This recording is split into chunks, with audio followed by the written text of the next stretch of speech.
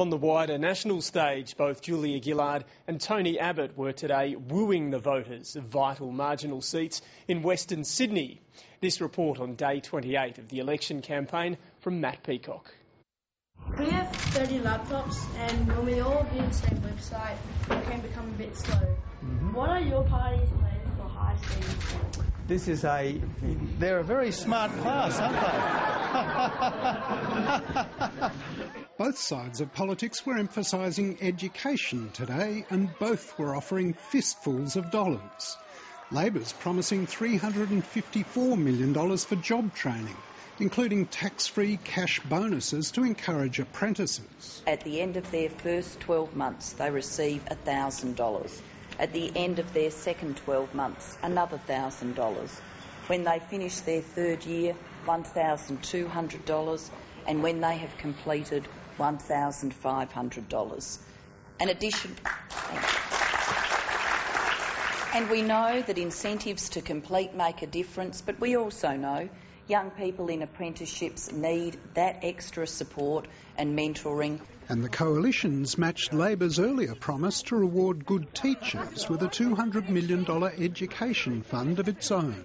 We're not going to solve all the problems immediately, but we do want to put a fund in place to which principals can apply that will enable the best teachers to get paid significantly more.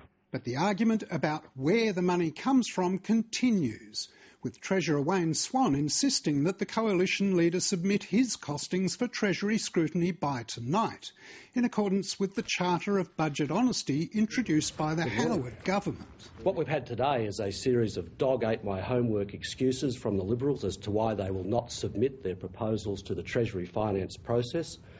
I'll tell you why they won't submit them, because there are huge cost blowouts which are a threat to the surplus. All of our policies will be independently costed, and the independent verdict on our policies will be released, but unless the government takes appropriate action against this criminal leak, we cannot trust this government to do the job properly.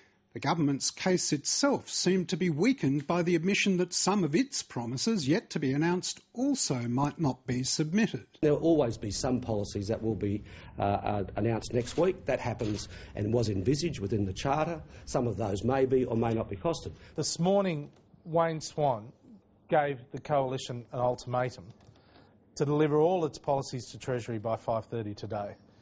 I say to Mr Swan, why aren't you keeping to that ultimatum yourself? Today's announcement from Mr Abbott is nothing more, nothing less than when it comes to education, it's cut, cut, cut. We've had the guts to say to the Australian people, look, we will spend this extra money, but it is going to be affordable, and it's going to be affordable because here are the spending reductions that will fund it. G'day, hi, how are you?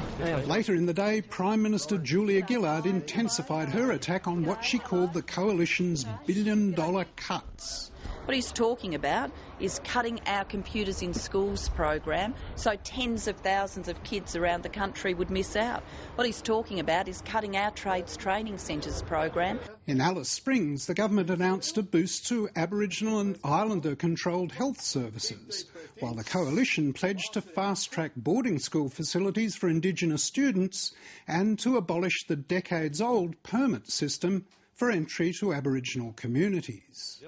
And for a public tired of the usual political mudslinging, there came a rare note of civility at a debate between the Attorney-General, Robert McClelland, and his shadow, George Brandis. Can I say it's been really a pleasure to be the Shadow Minister to Robert McClelland, because although we have differences on issues of substance and of performance, Robert is a decent man and has done his best to be a competent Attorney-General. Just in giving George a praise, look, I have to say if it wasn't for George as a Shadow Attorney-General, I think we would have had real trouble removing discrimination against same-sex couples and their children from some 80 different pieces of legislation.